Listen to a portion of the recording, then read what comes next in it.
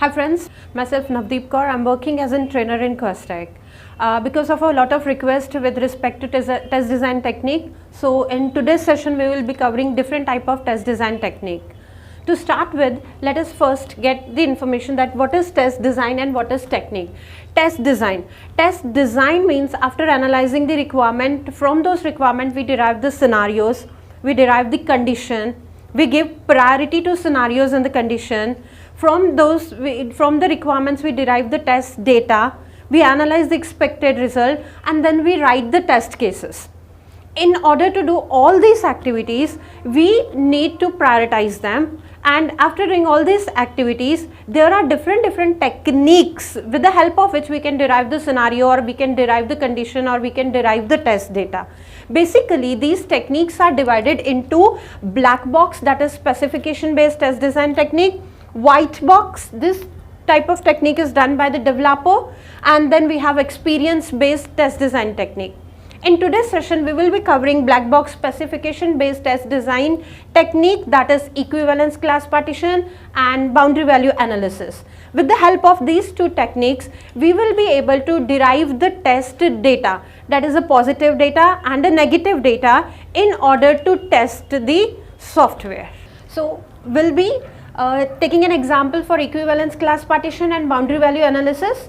In equivalence class partition, let us assume we need to check this age field, and this age field accepts the data which is between 20 to 60 years.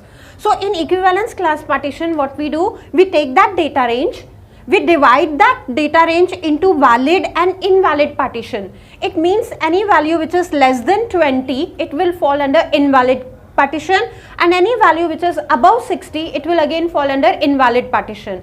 And we take any one value which is between 20 to 60. So we in ECP we'll write 3 test cases with 2 invalid data and 1 valid data. Similarly, in boundary value analysis, we have taken the values which are the boundaries, because 20 and 60, they are the boundaries. And we take one value which is less than 20, that is 19, one value which is greater than 20, that is 21.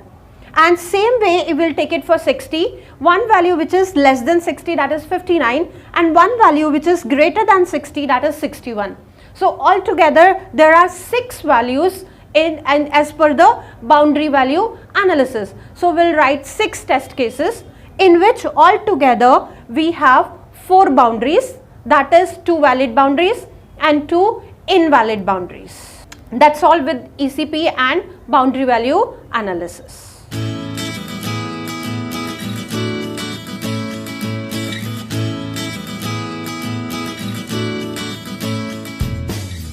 I hope you have liked the video, so don't forget to comment your views, share and subscribe the video. Thank you.